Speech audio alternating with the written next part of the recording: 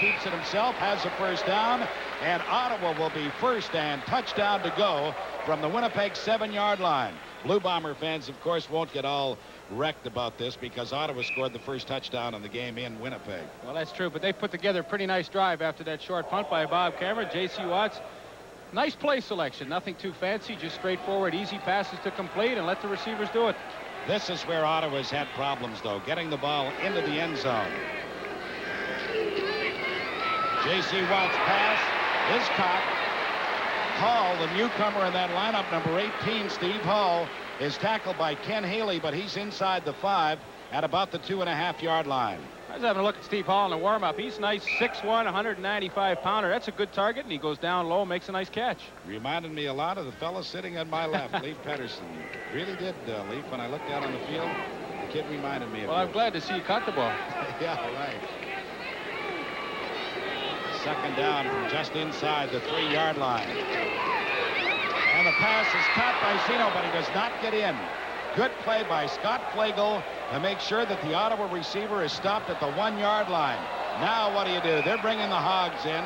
They're going to go for it on 3rd and a yard to go. Yeah, I like Joe Moss's style here, but boy, did Scott Flagel ever make a nice play. He had to come a long way to pick up Derek Zeno, and that's the kind of tackle you have to make on the goal line to keep him from going in. Flagel's a good size, too, to be playing that safety spot. He's 6'2", 190 pounds. He was going against Derek Zeno, just a little guy at 5'9" and 175, and that was a big difference there. It's a big test for the Ottawa offensive line. See if they can move him out. The give is to Lester Brown. Touchdown, Ottawa.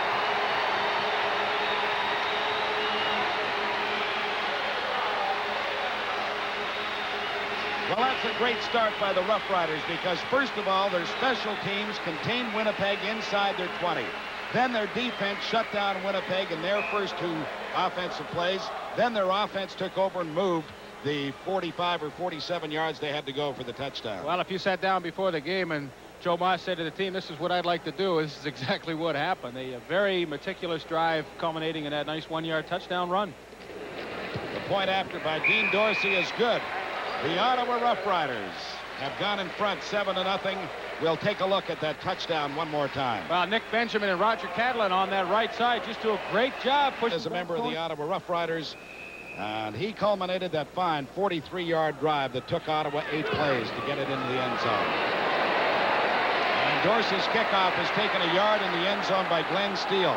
This kid can really return kickoffs, but not this time because, again, that cover team of the Ottawa Rough Riders pins Winnipeg inside their 20-yard line. Kevin Gray, a newcomer to that Ottawa team, number 35, was first downfield to make the tackle.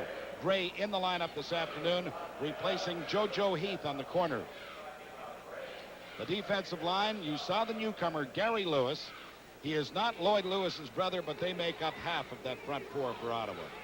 Kevin Gray, the newcomer, originally an 8th-round draft choice of the New Orleans Saints in 1982, kicked around for a few games, played in the USFL, and of course has shown enough this week in practice that Joe Moss is starting him in this game. First down Winnipeg from their 17. This is Willard Reeves. The ball comes loose. The Rough Riders have it at the Winnipeg 21-yard line.